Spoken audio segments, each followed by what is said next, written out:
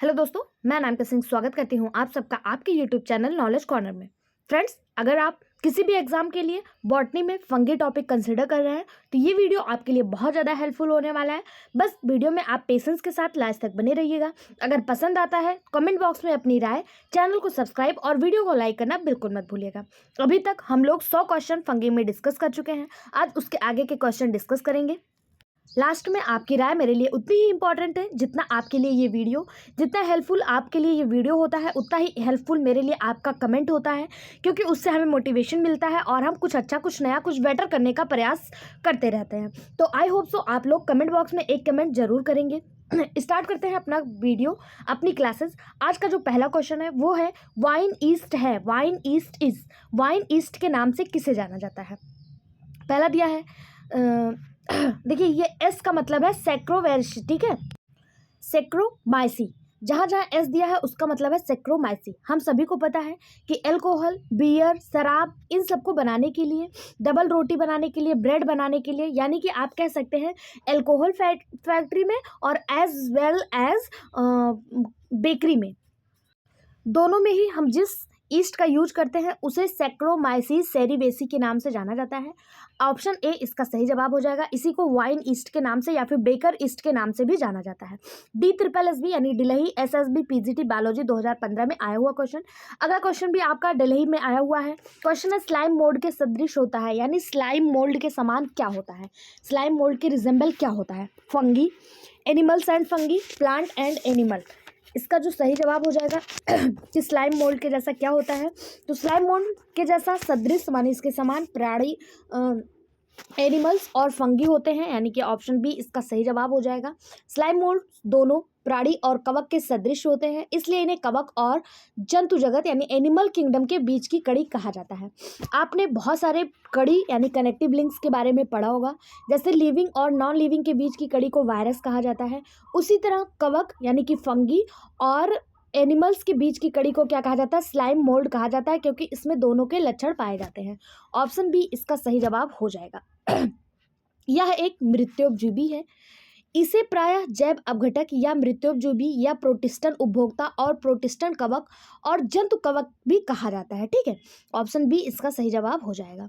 अगला क्वेश्चन आपके सामने है, मटर में डाउनी मिल्ड्यू रोग के अवर्जित क्षेत्र में पादप के किस भाग में पीले भूले चकत्ते नजर आते हैं। In downy mildew of pea yellow to brown scarred patches of discoloured area appear on. Option आपके सामने दिए हुए हैं।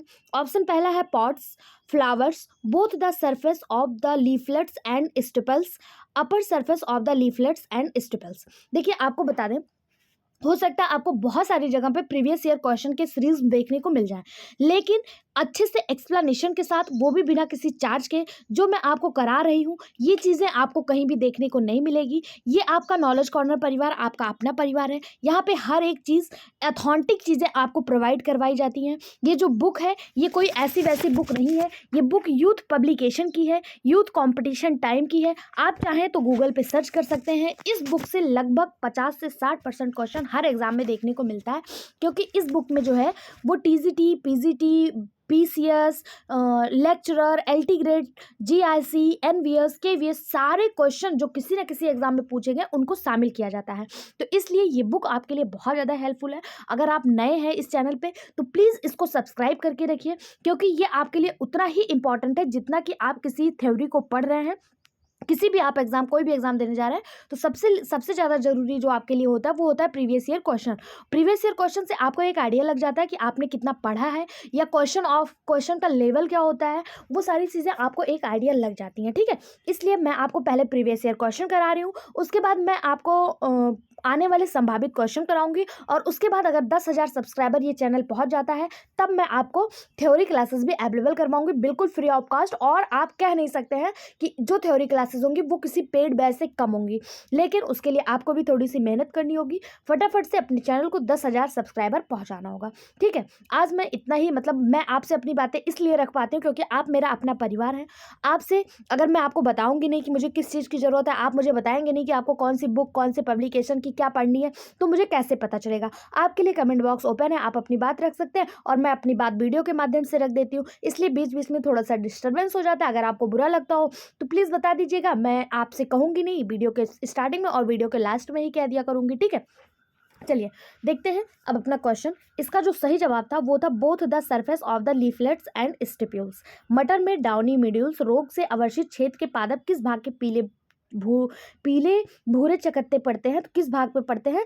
सरफेस लीफलेट्स पे पड़ते हैं, यानी जो पत्ती होती है, ये जो पत्ती है इसकी सरफेस पे पड़ता है और स्टिपल्स पे पड़ता है, ठीक है?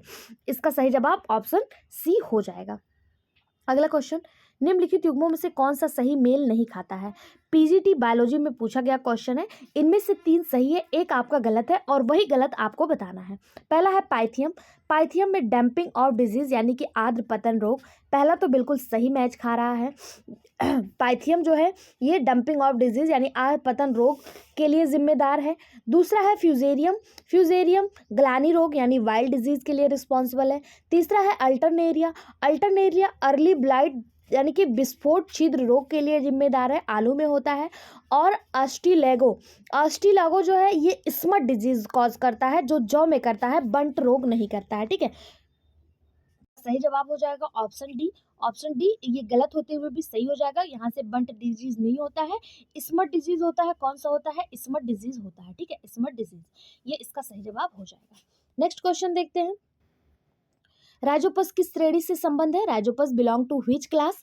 ऑप्शन आपके सामने है, एस्कोमाइसिटीज, फाइकोमाइसिटीज, बेसिडियोमाइसिटीज या ड्यूटेरोमाइसिटीज। आपको बता दें दोस्त, हमारे इसी चैनल पे छोटे छोटे वीडियो 2-3 मिनट के आपको प्रोवाइड करवाए गए हैं, जहाँ पे आपको कवक के सारे क्लास, कवक से होने वाली बीमारियाँ, इंपॉर्टेंट कवक के क्वेश्चन जो डायरेक्ट आपको एग्जाम में देखने को मिल सकते हैं, इसी तरह एल्गी, बैक्टीरिया, सबके आपको प्रोवाइड करवाए गए हैं। आप चाहें तो उन वीडियो को भी देख सकते हैं, वो आपके लिए भी, वो भी आपको एग्जाम में बहुत ज़्यादा हेल्प करेंगे। जिस तरह आप शॉर्ट वीडियो 2 मिनट 4 मिनट निकाल के देखते हैं मनोरंजन के लिए, तो आप शॉर्ट वीडियो ना देखकर उनको देख सकते हैं, उससे आपको एग्जाम में भी हेल्प होगा और आपको ज़्यादा बोरिंग भी महसूस नहीं होगी, ठीक है?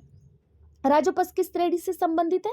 तो राइजोपस जो है ये फाइकोमाइसिटीज से बिलोंग करता है, यानी कि राइजोपस का क्लास क्या है? फाइकोमाइसिटीज है। ऑप्शन बी इसका सही जवाब हो जाएगा। ये फाइकोमाइसिटीज क्लास जो है ये फाइकोमाइसिटीज जो है ये क्लास जो है जाइगोमाइसिटीज के अंतर्गत आता है, ठीक है? यह एक मृत्युपजीवी यानी सेप्रोफिटिक कवक है जो मृत पदार्थों पर लगता है। इसका सामान्य नाम ब्रेड मोल्ड के नाम से जाना जाता है। इसी को ब्लैक ब्रेड मोल्ड या फिर ब्रेड मोल्ड के नाम से जानते हैं। किसको? राइजोपस को। ऑप्शन बी इसका सही जवाब हो जाएगा। ये फाइकोमाइसिटीज से बिलोंग है। अगर फाइकोमाइसिटीज की जगह जाइगोमाइसिटीज दिया होता तो वो भी बिल्कुल सही हो जाता, क्योंकि फाइकोमाइसिटीज जो है ये जाइगोमाइसिटीज के अंतर्गत ही आता है। अगला क्वेश्चन है, क्रूसीफर में श्वेत रस्ट उत्पन्न होता है। White rust of crucifer is caused by. Crucifer में व्हाइट रस्ट किसके द्वारा उत्पन्न होता है? पाइथियम, ऑस्टिलेगो, पक्सिनिया या एल्विगो। तो अभी हम लोगों ने देखा था पाइथियम से डंपिंग ऑफ डिजीज होता है। इसके अलावा अगर बात करें क्रूसीफर में वाइट रस्ट किसके कारण होता है? तो ये एल्विगो कैंडिडा के कारण होता है। ऑप्शन डी इसका सही जवाब हो जाएगा, एल्विगो कैंडिडा, ठीक है? क्रूसीफर में वाइट रस्ट ऑफ क्रूसीफर जो है ये एल्विगो या और इसी को क्रिस्टोपस के नाम से भी जानते हैं। किसके नाम से? क्रिस्टोपस, इसी के द्वारा जो है व्हाइट रस्ट होता है, ठीक है? ये ओमाइसिटीज का सदस्य है। अगर पूछा जाए पाइथियम किसका सदस्य है, तो पाइथियम जो है ये ओमाइसिटीज का सदस्य है। इसके बहुत सी जातियां पादप परजीवी होती हैं, लेकिन अगर बात करें एक स्पेशल होता है पाइथियम इंसिडियोसोम्स, ये जानवरों में रोग उत्पन्न करता है, ठीक है? किसमें? जानवरों में। उसके अलावा अगर हम बात करें ऑस्टिलेगो, तो ऑस्टिलेगो जो है ये ऑस्टिलेगो एवेनी एक होता है जिससे लूज स्मट ऑफ ओट होता है, यानी कि ओट में लूज स्मट होता है। उसके अलावा अगर बात करें ऑस्टिलेगो इंसुकुलेटा जिससे जिंजानिया स्मट होता है। इसके अलावा ऑस्टिलेगो हॉर्डेई, इससे कवर्ड स्मट होता है, यानी बार्ले में होता है, बार्ले यानी कि जौ में। इसके अलावा ऑस्टिलेगो मेडिस से कॉर्न स्मट होता है, कॉर्न में। और ऑस्टिलेगो टिट्रिसाई से गेहूं में लूज स्मट देखने को मिलता है। वहीं बात करें पक्सिनिया ग्रैमिनी की, तो पक्सिनिया ग्रैमिनी से स्टेम रस्ट होता है जिसे ब्लैक रस्ट के नाम से भी जाना जाता है। बाकी rust white rust of crucifer जो है ये एल्विगो से होता है, ठीक है? इसका सही जवाब ऑप्शन डी हो जाएगा। टीजीटी बायोलॉजी 1999 में पूछा गया क्वेश्चन है और क्या कहते हैं, बीमारी से एक ना एक क्वेश्चन आपको एग्जाम में जरूर देखने को मिलेगा, इसलिए ये वीडियो आपके लिए उतना ही हेल्पफुल है जितना कि अदर वीडियो। ठीक है, अगला क्वेश्चन है, penicillium was the first time isolated by. सर्वप्रथम पेंसिलिन को पृथक किया गया, सर्वप्रथम पेंसिलिन को पृथक किसके द्वारा किया गया? 4 साइंटिस्ट के नाम दिए हैं, लुइवेनहॉक, वैक्समैन, अलेक्जेंडर फ्लेमिंग या फिर रॉबर्ट ब्राउन। इसका जो सही जवाब हो जाएगा, इसका सही जवाब हो जाएगा ऑप्शन सी। पेंसिलियम के बारे में बहुत अच्छे से शॉर्ट वीडियो के माध्यम से मैंने आपको समझाया हुआ है, एक बार फिर से बता देती हूँ। पेंसिलिन की जो खोज है वो 1928 यानी 1928 में अलेक्जेंडर फ्लेमिंग के द्वारा की गई थी। इन्होंने सर्वप्रथम नोटेटम तथा पेंसिलियम क्राइसोजीनम नामक कवक में पेंसिलिन नामक एंटीबायोटिक को पृथक किया था। अगर आपसे क्वेश्चन पूछ लिया गया सबसे पहला एंटीबायोटिक कौन था, यही था पेंसिलिन। ठीक है, अगला क्वेश्चन, कवक पेंसिलियम की जैव प्रतिजीवी प्रतिक्रियाशीलता को प्रथम बार किसने बताया? तो अभी हम लोगों ने देखा था किसने बताया था, अलेक्जेंडर फ्लेमिंग ने। यही क्वेश्चन आपका टीजीटी बायोलॉजी 1999, पीसीएस और टीजीटी बायोलॉजी 2002 में आ चुका है। ठीक है, इसके बारे में किसने बताया था? 1928 में अलेक्जेंडर फ्लेमिंग ने बताया था। इसके लिए इन्हें 1945 यानी 1945 में नोबेल पुरस्कार से भी सम्मानित किया जा चुका है। ठीक है, इन्होंने बताया कब? 1928 में, और नोबेल कब मिला? 1945 में। अगला क्वेश्चन, विषम जालिकता सर्वप्रथम कवक में ज्ञात की गई, यानी heterothallism was discovered in. Heterothallism सबसे पहले किस कवक में देखा गया? म्यूकर, एस्परजिलस, पक्शिनिया या एल्विगो। सही जवाब हो जाएगा ऑप्शन ए म्यूकर। विषम जालिकता यानी हेट्रोथैलेमस सबसे पहले म्यूकर में देखा गया। एक साइंटिस्ट थे जिनका नाम था ब्लैक्सली नामक साइंटिस्ट ने 1904 में 1904 में म्यूकोरेल्स गढ़ में लैंगिक जनन का अध्ययन करते समय विषम जालिकता का पता लगाया था। ऐसे कवक जिनमें दो भिन्न स्ट्रेन वाले माइसीलियम एक दूसरे के संपर्क में आने पर लैंगिक जनन करते हैं, उन्हें हेट्रोथैलिज्म कहा जाता है। ऑप्शन ए इसका सही जवाब हो जाएगा, और ये सबसे पहले देखा किसमें गया? तो म्यूकर में देखा गया था। अगला क्वेश्चन, कवक में हेट्रोथैलिज्म के खोजकर्ता कौन थे, यानी कि हेट्रोथैलिज्म की खोज किसने की? तो अभी हम लोगों ने देखा था ब्लैक्सली ने 1904 में हेट्रोथैलिज्म की खोज की थी। ऑप्शन बी इसका सही जवाब हो जाएगा। अगला क्वेश्चन, कप के समान आकृति वाली संरचना को क्या कहते हैं? A cup shape fruiting body एक्सोकार्प is called in. Cup shape की जो आकृति वाली फ्रूटिंग बॉडी होती है उसे किस नाम से जाना जाता है? 4 ऑप्शन आपके सामने दिए हैं, क्लास्टोथीसियम, एपोथीसियम, पेरीथीसियम या फिर स्यूडोथीसियम। इसका जो सही जवाब हो जाएगा वो हो जाएगा ऑप्शन बी एपोथीसियम।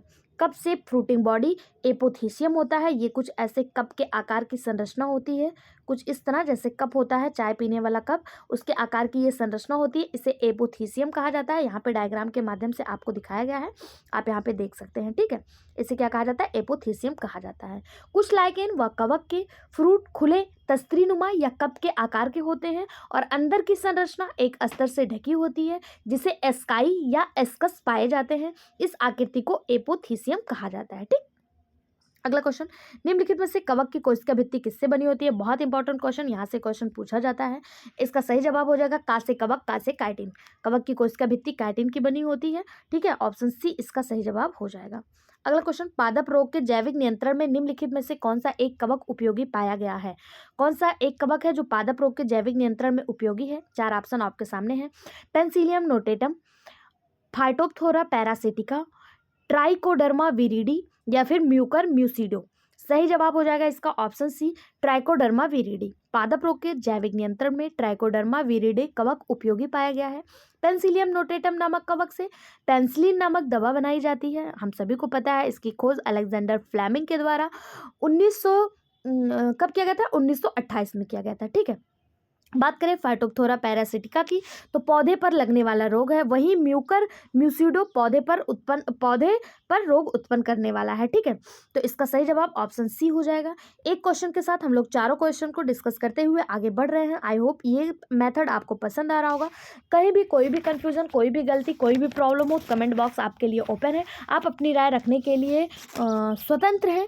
कोई भी चीज़ हो आप कमेंट बॉक्स में बेझिझक हमसे शेयर कर सकते हैं, ठीक है। अगला क्वेश्चन है, निम्नलिखित में से कौन से युग्म सुमेलित हैं, यानी कि इसको आपको सुमेलित करना है, बताना है कि इन चारों में से कौन सा सुमेलित है, कौन सा सुमेलित है, इसको सुमेलित नहीं करना है, कौन सा सुमेलित है बताना है, ठीक है। पहला है angular leaf spot of cotton, यानी कपास का कोड़िए पट चित्ती जो है ये किसके कारण होता है, दिया है जेंथोमोनास मालवाशियरस। बिल्कुल सही बात है, पहला बिल्कुल सही सुमेलित है। दूसरा है वाइल्ट ऑफ कॉटन, यानी कपास में मलानी रोग जो है ये फ्यूजेरियम ऑक्सीस्पोरम के कारण होता है, ये भी बिल्कुल सही है।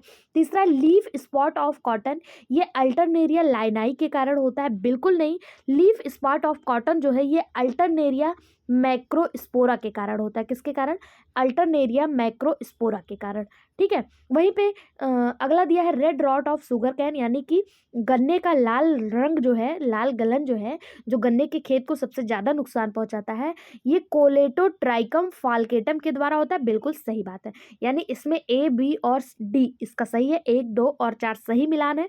तीसरा आपका गलत है, 1 2 और 4 ऑप्शन सी में दिया हुआ है, ऑप्शन सी इसका बिल्कुल सही जवाब हो जाएगा।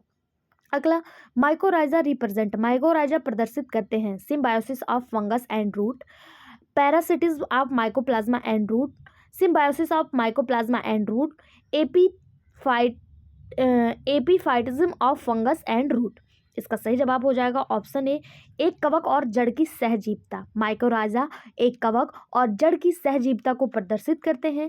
जिम्नोस्पर्म जड़ में सहजीवन का उदाहरण है, जिसमें कवक के साथ सहजीवन पाया जाता है, यानी कि सिम्बायोसिस रिलेशन एक दूसरे के साथ ये शो करते हैं, कवक और जड़ के, ठीक है। ऑप्शन ए इसका सही जवाब हो जाएगा।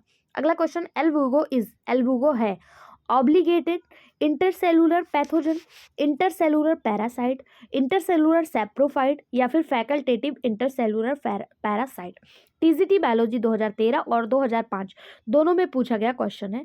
सही जवाब इसका हो जाएगा ऑप्शन ए, एल्विगो जो है ये ऑब्लिगेट अंतरकोशिकीय रोगजन है, यानी इंट्रासेलुलर पैथोजन है, जो क्रूसीफर के सदस्यों में वाइट रस्ट रोग उत्पन्न करता है।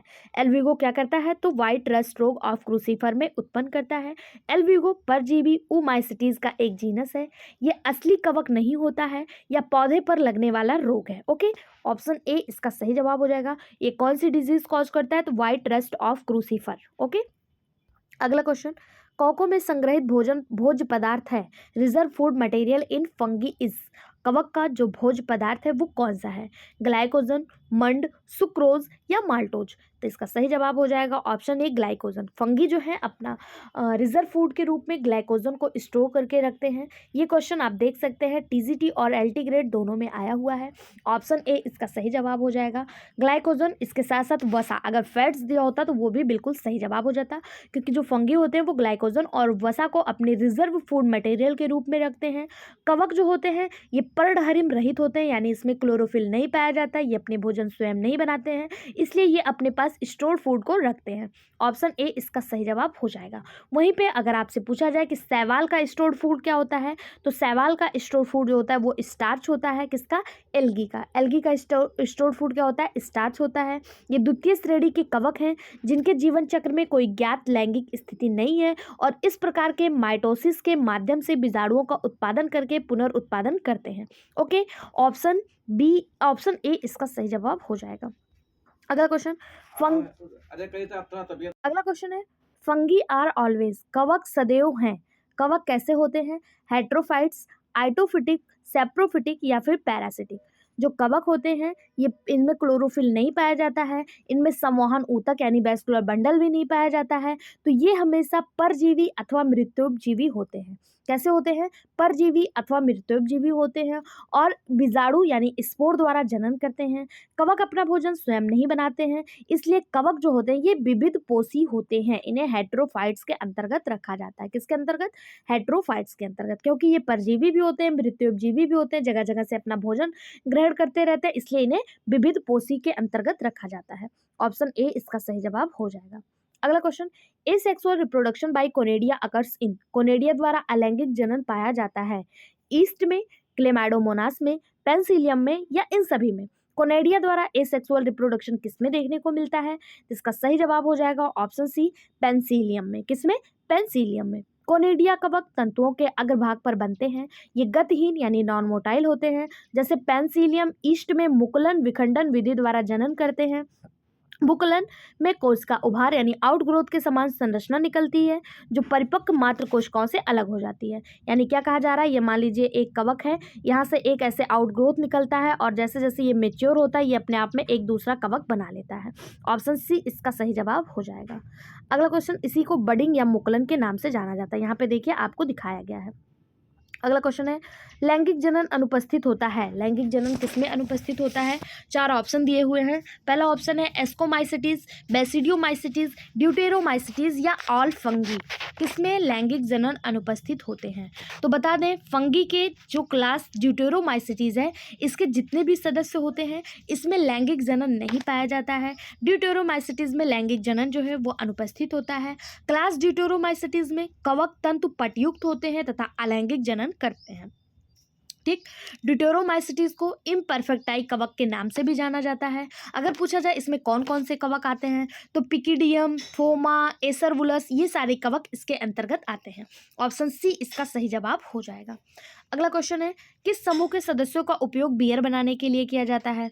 4 ऑप्शन आपके सामने दिए हुए हैं। राइजोपस, एल्विगो, न्यूरोस्पोर या ईस्ट। तो हम लोग को पता है कि सैक्रोमाइसिस सेरेविसी ईस्ट को ही बियर बनाने के लिए यूज़ किया जाता है। इसे बियर ईस्ट अल्कोहल ईस्ट या फिर इसी को बेकर्स ईट के नाम से जाना जाता है। ठीक है, ऑप्शन डी इसका सही जवाब हो जाएगा।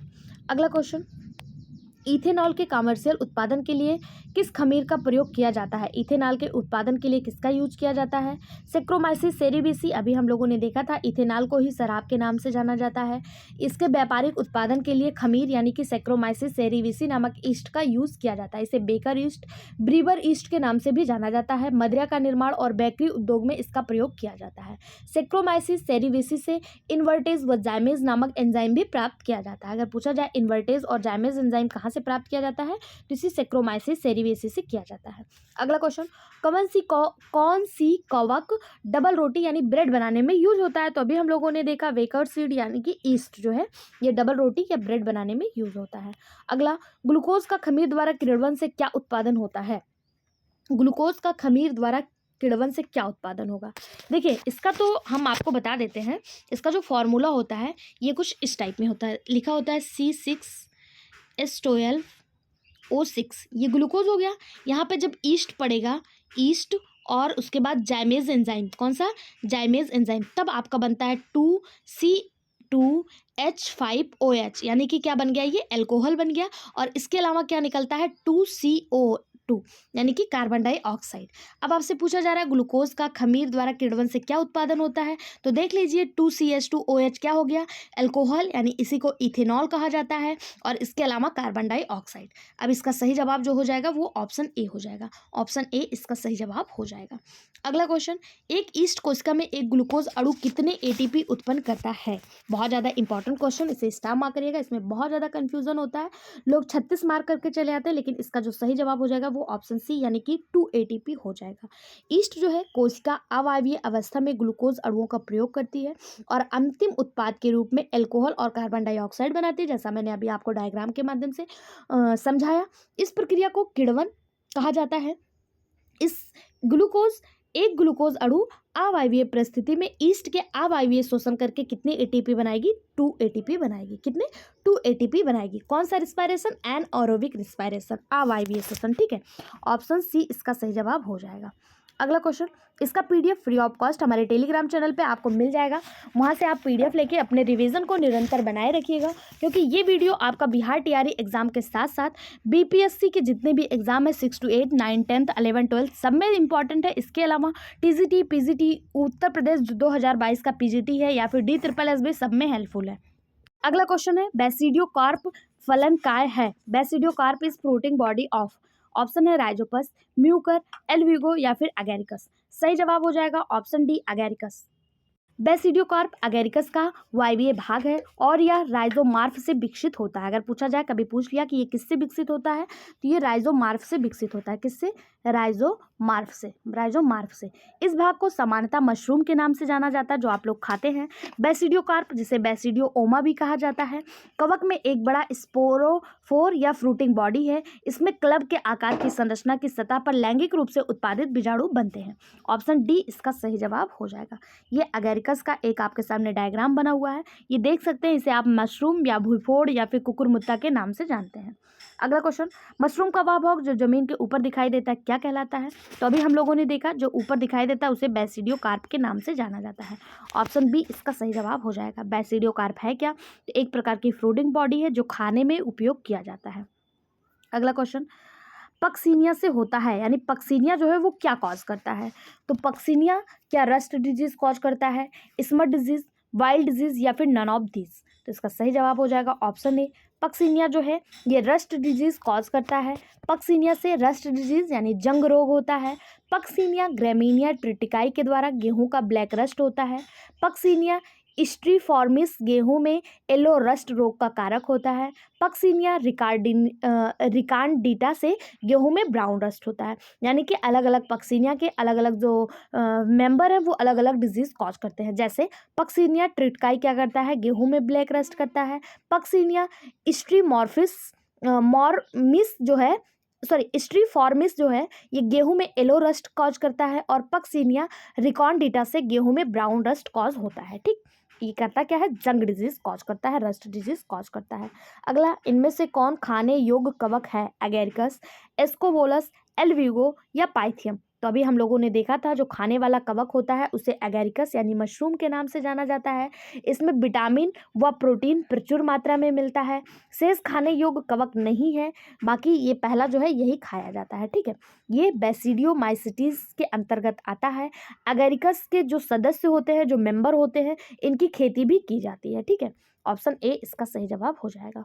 अगला, प्लांट पैथोजेनिक बैक्टीरिया आर, पादप रोग पैदा करने वाले जीवाणु हैं। रॉड शेप, सर्पिल, स्फेरिकल या फिर ऑल ऑफ एबव? तो जो प्लांट पैथोजन डिजीज होते हैं, जो प्लांटों में डिजीज कॉज करते हैं बैक्टीरिया, उनमें से ये सभी है, ये सभी शेप के होते हैं। ये क्वेश्चन आपका एलटी ग्रेड में आया हुआ था। पौधे व कवक में रोग पैदा करने वाले जीवाणु जो हैं वो बहुत सारे आकार के होते हैं। पहला होता है कोकस। कोकस कैसा होता है? तो वो गोलाकार होता है, इसे कोकस कहा जाता है। इसके अलावा आपका आता है दूसरा हो जाएगा बैसिलस।